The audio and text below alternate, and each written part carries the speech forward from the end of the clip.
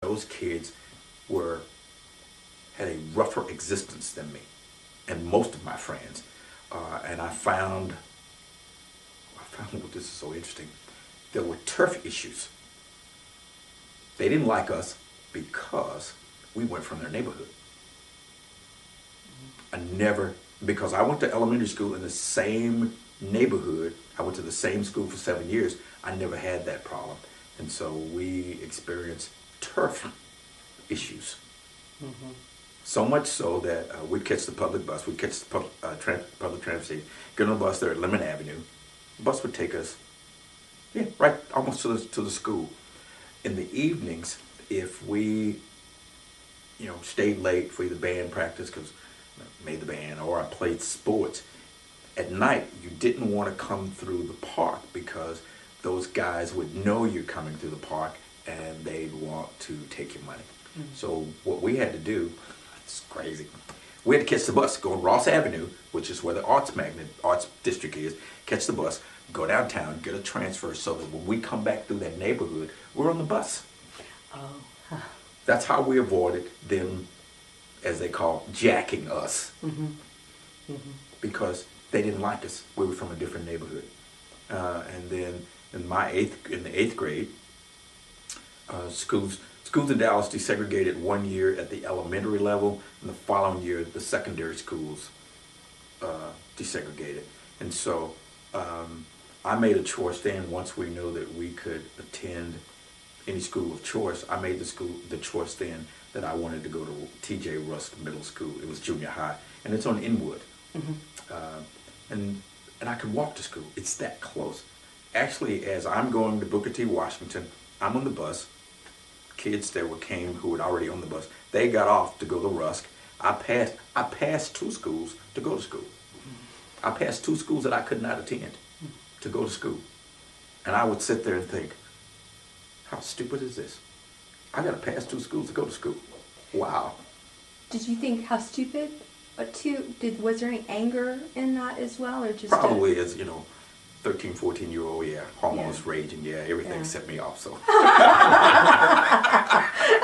everything probably just that sense of fairness and And what's interesting is that we were probably more prepared for desegregation than a lot of kids, because we were in the Boy Scouts. The camps we went to initially were segregated camps, but then as I got older,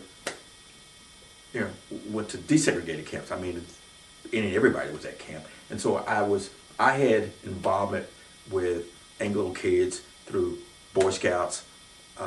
This is interesting. My Boy Scout troop, there was a kid. Wow, my memory. There was a kid who attended our church.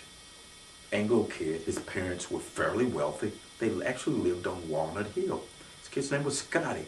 He had a disability, and it's amazing I remember this. Our community service project was every Saturday a group of us went to Scotty's house and we gave him physical therapy. There was this large table, and I remember we all learned it. That's interesting, I even remember this. But his arms, we worked with his arms and his legs, and we gave him physical therapy. Mm-hmm. Yeah, and we did it every Saturday. There was a different group of us. And so I had experience in the global world that my neighborhood did, or my friends did, who probably a lot of kids didn't.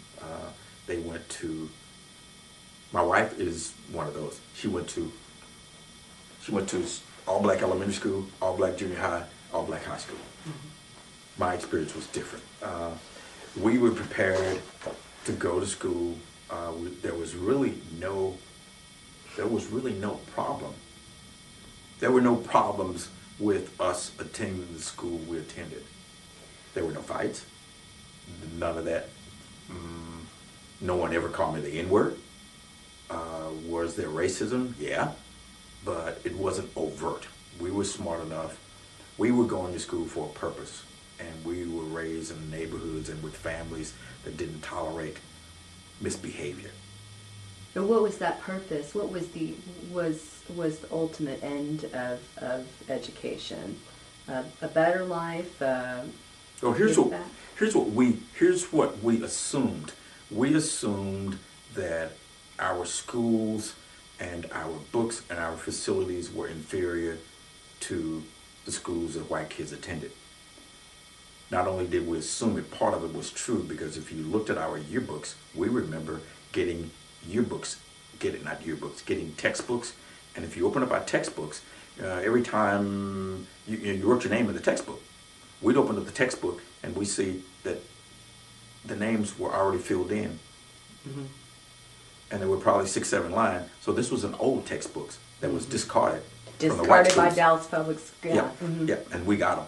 Mm-hmm. But we had a principal, who was, you asked this question, and it was probably the school that was the center of, it was the place where it was the political arm of the neighborhood because of the principal. The principal was a no-nonsense guy. I remember, and I know it after the fact, that at some point in time, we never got used books anymore. And I know what happened, because actually 2 of my elementary school teachers live in my neighborhood, and we talk all the time, and they shared with me that he went to the school district and he said, if you're going to give us secondhand books, we don't want your books. And so we got new books. We assumed that my elementary school was brand new. It was an older school. They tore it down. They built a new school. So when I went to that school, 5th, 6th, 7th. I went there 3 years in a new school. We had band, and we had we had things that probably some schools didn't have. But when I went to Booker T. Washington, it was an old school. It was the first African American, for a long time, it was the only school in Dallas that African Americans could attend. As a matter of fact, if you look at the history of Booker T. Washington High School, its original name was Colored School Number 1. Mm-hmm. Yeah. No. Yep. So I went to that school, and indeed, because it was an old facility, much older than my elementary school, hand-me-down microscopes in biology and chemistry, you could tell that it was second-hand stuff. And then I chose to go to Rusk, and it was different. My experience was, and I tell people, we were so accelerated in our learning that I wasn't really pushed. We weren't pushed to learn after we left, after desegregation. We learned because we had that hunger. We wanted to learn. Mm-hmm. My high school counselor advised me not to even go to college because I wasn't college material. I wasn't college material because I challenged everything they told me that they couldn't validate. And we all did. If you made a statement, where did that come from? Is there a study that gives that information? One of my struggles, you're an English major? Yeah. One of my struggles was my English class. My poor teacher was the best teacher in the world because I wouldn't have tolerated my behavior. I remember we were doing something, I think it was Thoreau, I'm not sure what it was. We were to read and to interpret what he wrote. And everybody had their section. And the people who went before me, and we'd had this discussion all the time, because when I went to KB Polk Elementary, we had a library. We had to learn the Dewey Decimal System. You had to learn it. Going to the library looking for a book was not a problem to us because we had a library in our school. We'd go to the public library, go to Carter Catalog and do whatever because we had to learn it. We read voraciously. We were introduced to African American writers. And then I go to my high school and I go through the back and I look and I'm like, dang, you got none of these writers in this book. And we complained all the time, me more so than others because that was just my personality. I remember senior English. My teacher really scolded the people who made their presentation before me, and I sat there and I was already angry. I'm wow, we were